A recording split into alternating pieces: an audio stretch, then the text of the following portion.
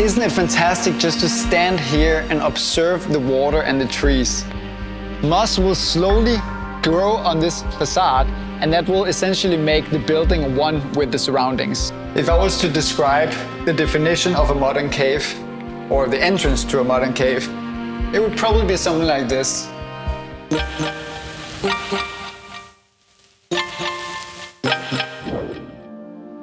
Ladies and gentlemen, boys and girls, welcome to Restless Living. My name is Christian Trambedag, and today we tour the Caniçada House, designed by Carvalho Araújo, here in the beautiful natural surroundings of Vieira do Minho by the Caniçada reservoir.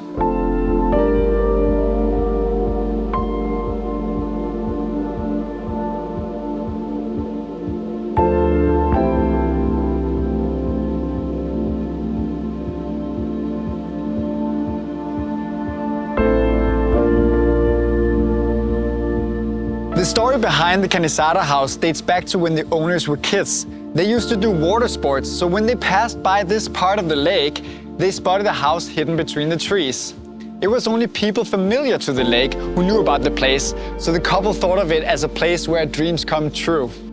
The dream almost became an obsession, so when the current owners finally had the possibility to purchase the place, they did not waste the opportunity. The condition of the original place was not quite ideal, and since this area has a lot of restrictions and does not allow new constructions, renovation became the way forward. When the architect came to the pre-existing house, he was not quite convinced at first, but once he went around the corner, he was amazed by these beautiful views of the lake. He actually told the owners, figuratively speaking of course, that he wanted to grab a machine gun and destroy the original first floor to make the house appear more transparent from the viewpoint of the arrival. Instead of using firepower, the building was split on the vertical axis, raised one story to bring in this permeable middle floor. As a result, Carvalho Araújo managed to enhance this illusion of descending down a continuous pathway from the shore towards the lake. It became a project of fixing the broken staircase, so to speak, establishing a renewed harmony between the house and the lake. The Caniçada House is based on exposed, reinforced concrete, which immediately gave the project an identity, the expression of simultaneously being a new construction and a ruin. At the same time, the area is quite humid, so it was important to find a material that would be immune to this kind of weather and almost require no maintenance. Moss will slowly grow on this facade, and that will essentially make the building one with the surroundings. There's just nothing better than the sound of a rushing river. You just feel this natural connection from the terrace. Since this is a renovation and not a new build, the existing structure acted as the starting point. You can enter on two different levels, on the bottom floor and also on the middle floor. But to keep the chronological order of this tour, I think we should start on the lower floor.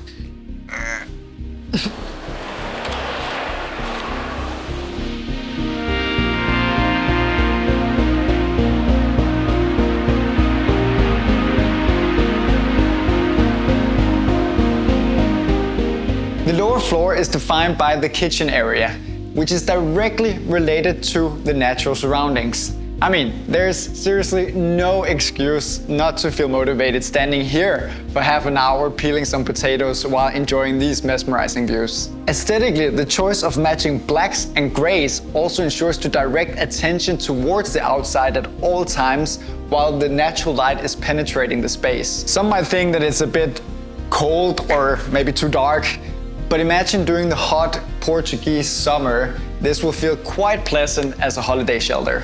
Personally, I really appreciate the minimalist character of the space, where the structure itself is becoming the guiding material, only accented by natural wood and a fireplace to create a little bit of a warm atmosphere after all.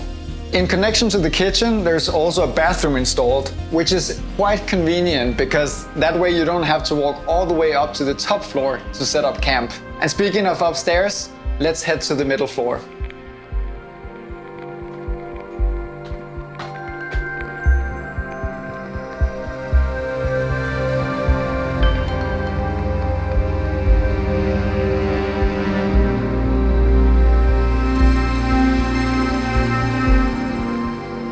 So this is the middle floor, and here Carvalho Araújo's analogy of shooting down the original first floor really proves the point. I mean, now you can literally look straight through the house and appreciate the natural surroundings from both sides. Despite all the exposed reinforced concrete, the living space still feels light due to these window panels, floor to ceiling, that are retractable and can basically completely open this facade. Isn't it fantastic just to stand here and observe the water and the trees? Right now the water is quite close to the exterior terrace, but once temperatures rise, the water levels will drop, moving the shore, and that creates a small beach. So basically, the landscape varies with the seasons, and so does the distance to the water. Similar to the kitchen, the living space is stripped from anything unnecessary. It is all about the views. And isn't that how it should be? Now, let's head upstairs one more time for the private section. If I was to describe the definition of a modern cave, or the entrance to a modern cave, it would probably be something like this: raw and powerful.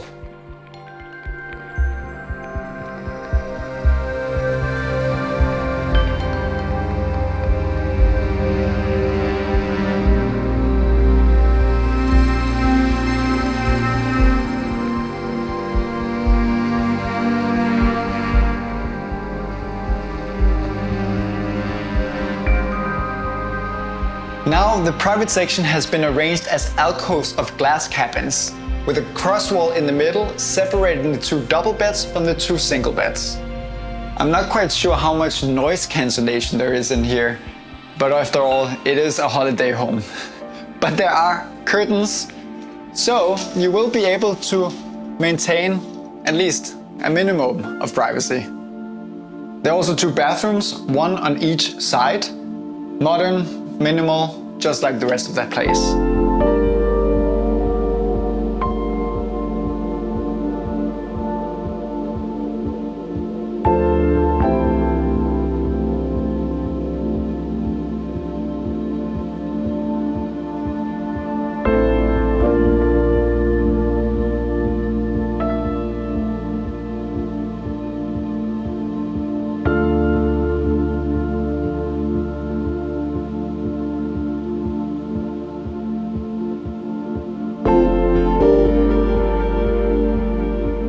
I can see what the owners fell in love with about this context for the Caniçada House.